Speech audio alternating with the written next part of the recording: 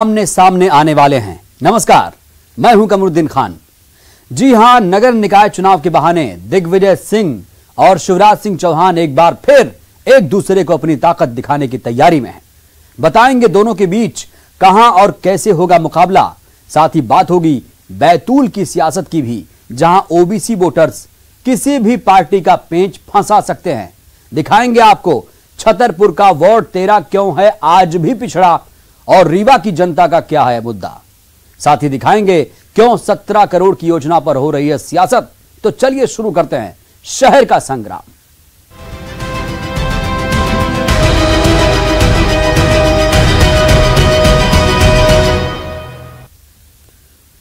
तो मध्य प्रदेश में एक बार फिर बीजेपी और कांग्रेस के दो दिग्गज आमने सामने आने की तैयारी में हैं और इसका गवाह बनेगा नगरीय निकाय चुनाव, क्योंकि सबसे अहम भोपाल नगर निगम सीट पर कब्जा जमाने के लिए कांग्रेस ने दिग्विजय सिंह को आगे कर दिया है, तो वहीं बीजेपी की तरफ से खुद सीएम शिवराज सिंह चौहान ने मोर्चा संभाल रखा है।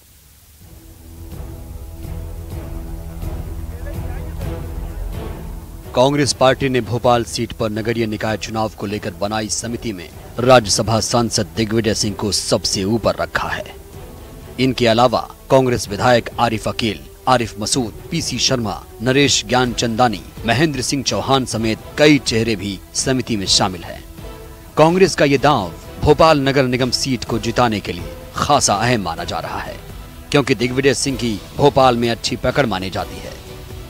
दिग्विजय सिंह इस बात का भी ऐलान कर चुके हैं कि राजगढ़ से वोटर लिस्ट में अपना नाम कटवाकर उन्होंने भोपाल से जुड़वा लिया है और भोपाल ही अब उनकी कर्मस्थली होगी।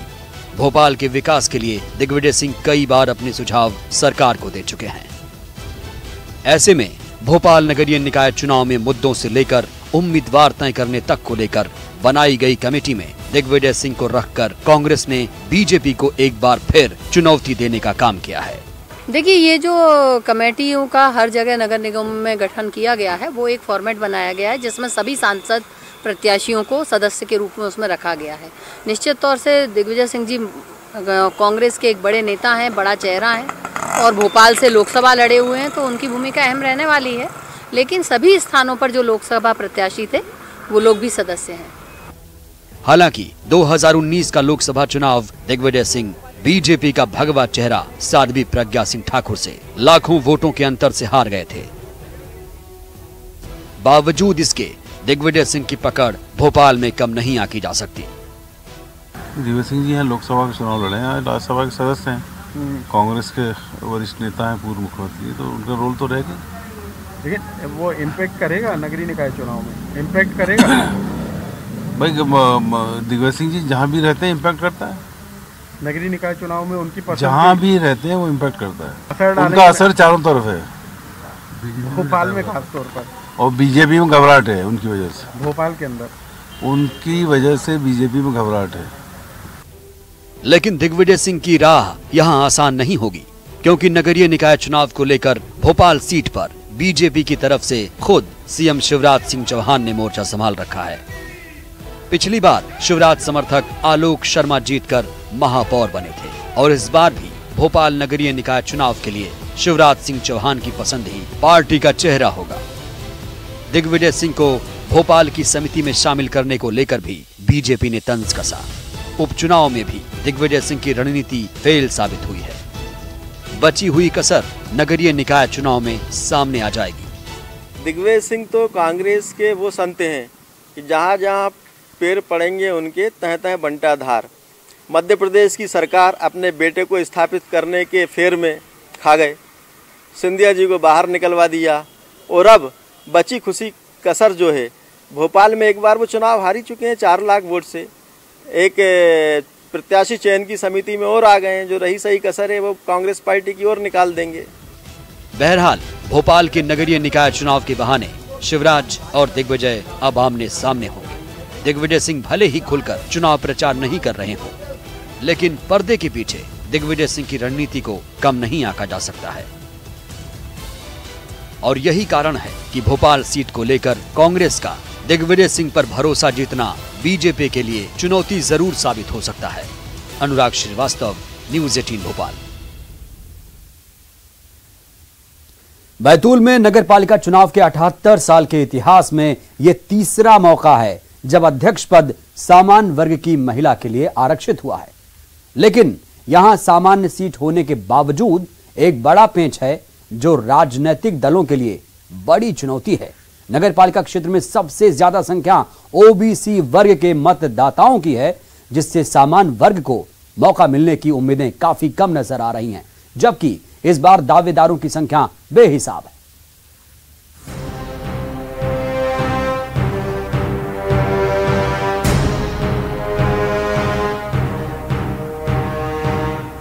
बैतूल नगर पालिका परिषद बने 78 साल बीत चुके हैं और अब तीसरा मौका है जब यहां अध्यक्ष पद महिला उम्मीदवार के लिए आरक्षित हुआ है।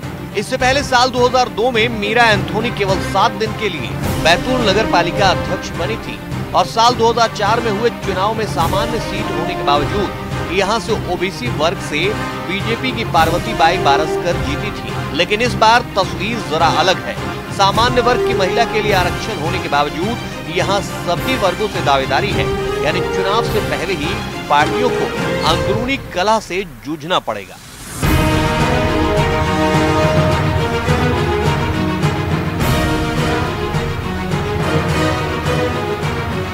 इस बार स्थिति भिन्न है क्योंकि इन सालों में सामान्य वर्ग के महिलाओं, सामान्य वर्ग के नेताओं की सक्रियता बढ़ी है, उनकी संख्या बढ़ी है और चूंकि ये महिला सीट हो गई है इसलिए सामान्य वर्ग के कांग्रेस और भाजपा में सक्रिय नेता चाहेंगे कि उनकी पत्नी या उनके परिवार से जुड़ा कोई सदस्य इस चुनाव में आगे आए और उसे उम्मीदवारी मिले।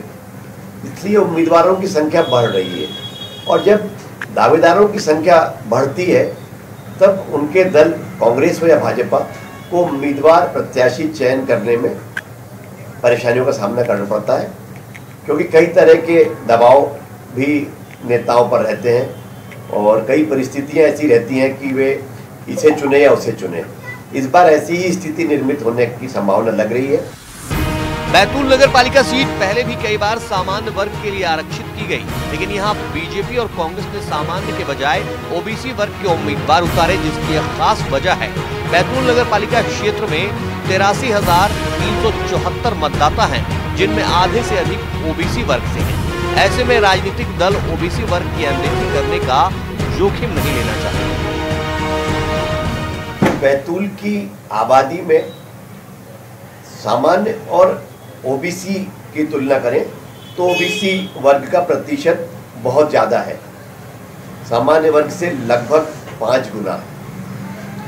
और बड़े नेताओं को जिन्हें भविष्य में विधानसभा चुनाव लड़ना है या अन्य कोई बड़े चुनाव लड़ना है, वे अगर उम्मीदवारों के चयन करने का उन्हें अवसर मिलेगा या वे प्रयास करेंगे तो पहली प्राथमिकता उनकी ओबीसी वर्ग की महिला के लिए रहेगा, क्योंकि यहाँ उन्हें आगे इसमें इसका राजनीतिक लाभ भी चाहिए। अगर वे यहाँ जाति विशेष को, ओबीसी वर्ग की जाति विशेष को अगर अवसर देते हैं चुनाव लड़ने का, तो इसका फायदा उन्हें विधानसभा चुनाव में मिल सकता है। बीजेपी और कांग्रेस के सामने अगली चुनौती है किसी आम कार्यकर्ता को मौका दिए जाने की। दोनों दलों से मांग उठ रही है कि रसूखदार परिवारों से बाहर उन लोगों को मौका दिया जाए जो वर्षों से पार्टी के लिए वफादारी से काम कर रहे हैं, जबकि इस बार बीजेपी और कांग्रेस के कई दिग्गज नेता अपनी पत्नियों या परिवार की अन्य महिलाओं को टिकट दिलाने की जुगाड़ में लगे हैं।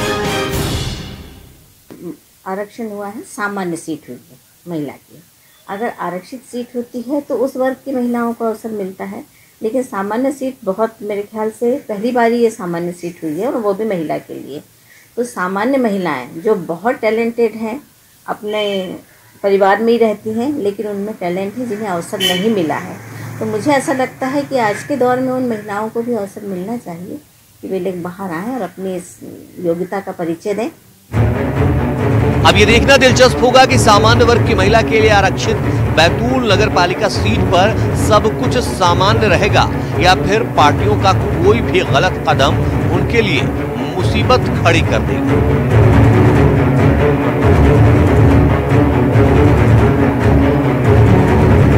ऋषि नायडू, न्यूज़ 18, बैतूल। निकाय चुनाव की आरक्षण प्रक्रिया खत्म होने के बाद अब राजनीतिक पार्टियों समेत आम जनता भी चुनावी माहौल में है, लेकिन मूलभूत समस्याओं से परेशान रीवा की जनता वोट के जरिए अपनी पसंद का नेता चुनने के इंतजार में है।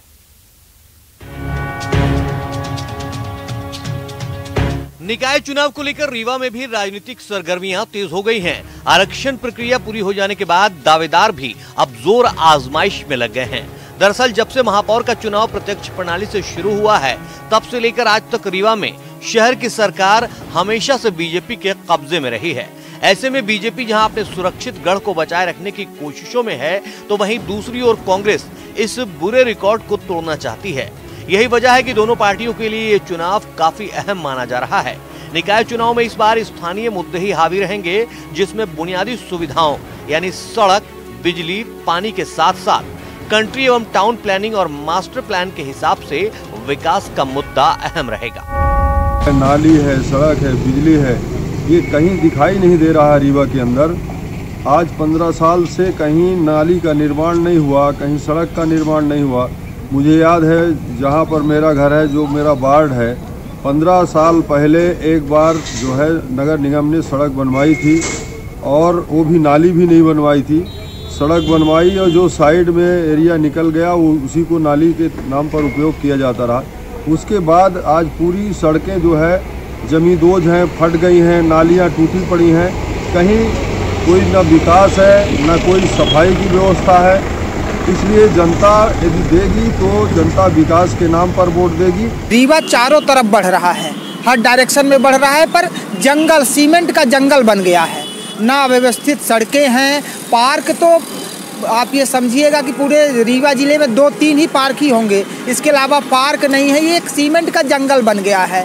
रोडें नहीं हैं, पानी की व्यवस्था नहीं है, और सबसे महत्वपूर्ण बात मैं जो कह रहा हूँ कि मास्टर प्लान के अनुरूप विकसित होना चाहिए शहर की तरह विकसित हो, सीमेंट का जंगल ना बने।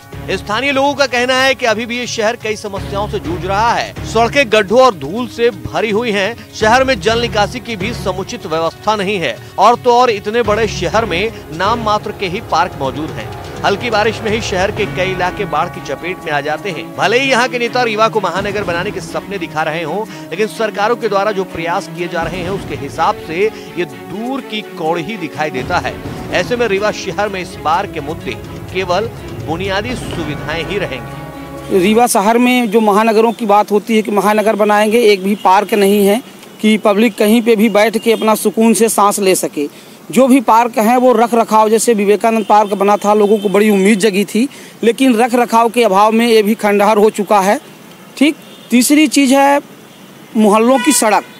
हमारे मोहल्ले में जो पूरी सड़क मीठे पानी के नाम पे खोद दी गई है, आज चलना मुश्किल है और कहीं पे मीठा पानी भी नहीं आ रहा है। तीसरी चीज़ है शहर में शौचालय बने ही नहीं हैं। इधर चुनाव नजदीक आते ही कांग्रेस पार्टी भी सक्रिय है। कांग्रेस नेता शहर के बुनियादी मुद्दों के साथ साथ नशाखोरी, शहर में व्याप्त भारी गंदगी और धूल से निजात दिलाने के मुद्दों के साथ जनता के बीच जाने की तैयारी कर रहे हैं। नगर निगम में विगत 5 वर्ष से ये कहा जाए कि 25 वर्षों से भारतीय जनता पार्टी के ही महापौर रहे, लेकिन विगत 25 वर्षों में भी रीवा का विकास नहीं हो पाया। यहाँ जहाँ हम खड़े हैं, खुदी हुई सड़कें, धूल और धुंध इस बात की गवाही दे रहे हैं कि रीवा का 70% जनता को दमा और अस्थमा का रोग हो गया है। वहीं बीजेपी नेताओं का कहना है कि बीजेपी के शासन काल में हुए विकास के आधार पर ही वो जनता के बीच जाएंगे। उनका कहना है कि रीवा शहर में सीवर लाइन, मीठा जल और मोहल्ले मोहल्ले की सड़कों का निर्माण कार्य इस बात का संकेत है कि यहाँ तेजी से विकास हो रहा है। इसी विकास के मद्देनजर जनता फिर से बीजेपी को चुनेगी। स्पेशलिटी हॉस्पिटल से लेकर गैस पाइपलाइन तक घर घर पहुंचाने का काम हो रहा है। इसलिए भारतीय जनता पार्टी तो विकास को लेकर ही चुनाव में जाएगी, और एक लंबे अंतराल से भारतीय जनता पार्टी को जो जनता का आशीर्वाद मिल रहा है, इस बार भी उसी तरह मिलेगा और रीवा नगर महानगरों की श्रेणी में खड़ा हो, यही मुद्दा भारतीय जनता पार्टी को होगा। जाहिर है चुनावी मौसम आने वाला है तो दावे होंगे, वादे होंगे, लेकिन इन सबसे अलग जनता विकास की आस लगाए बैठी है। आस का ये ऊंट किस करवट बैठेगा, ये देखने वाली बात होगी। न्यूज़ 18 के लिए रीवा से अर्पित पांडे की रिपोर्ट।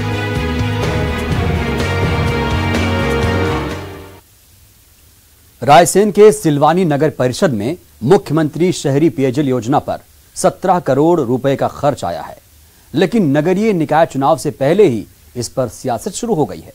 कांग्रेस कह रही है नगर में पानी की कोई कमी नहीं थी, सिर्फ अपनों को फायदा पहुंचाने के लिए 17 करोड़ का चूना लगाया गया है, जबकि बीजेपी कह रही है कि आरोप लगाना कांग्रेस का जन्मसिद्ध अधिकार है।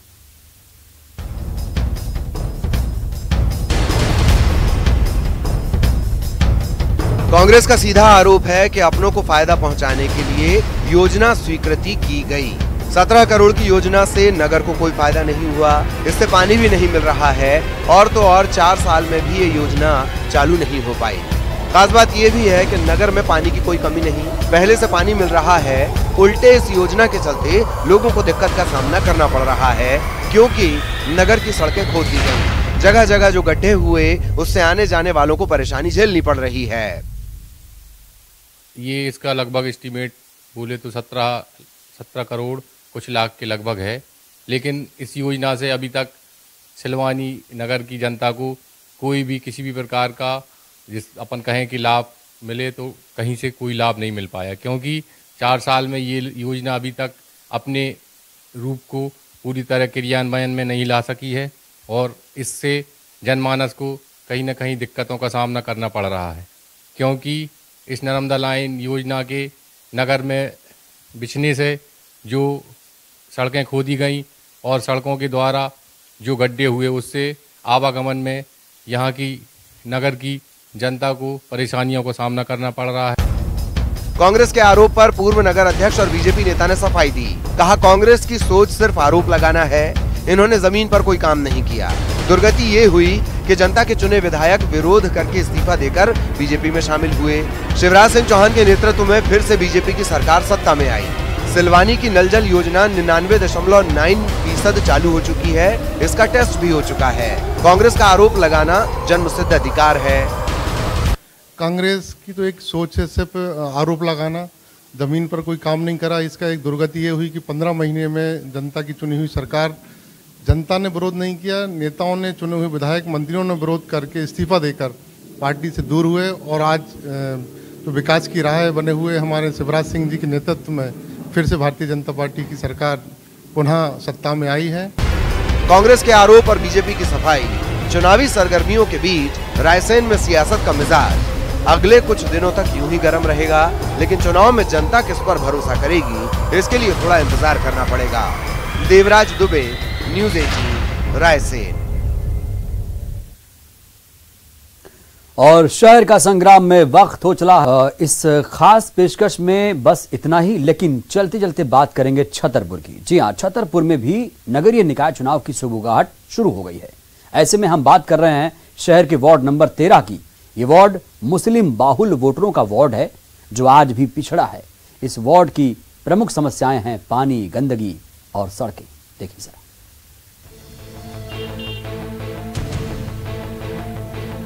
छतरपुर नगर पालिका में 20 सालों से लगातार बीजेपी का कब्जा है। यहां से कांग्रेस प्रत्याशी को हराकर एमपी के पूर्व मंत्री ललिता यादव नगर पालिका अध्यक्ष बनी थीं। उसके बाद सरदार प्यारा सिंह और पिछले 2 बार से अर्चना सिंह अध्यक्ष रही हैं। इसी नगर पालिका से जुड़े वार्ड नंबर 13 में कुल 2700 वोटर हैं। अगर बात करें साल 2002 के चुनाव की तो यहां से बीजेपी के राकेश दीक्षित पार्षद बने। 2005 में बीजेपी के रफीक खान जीते थे और 2009 में कांग्रेस से कमल अहमद जीते थे, जबकि 2014 में कांग्रेस से शमा बानो पार्षद बनी।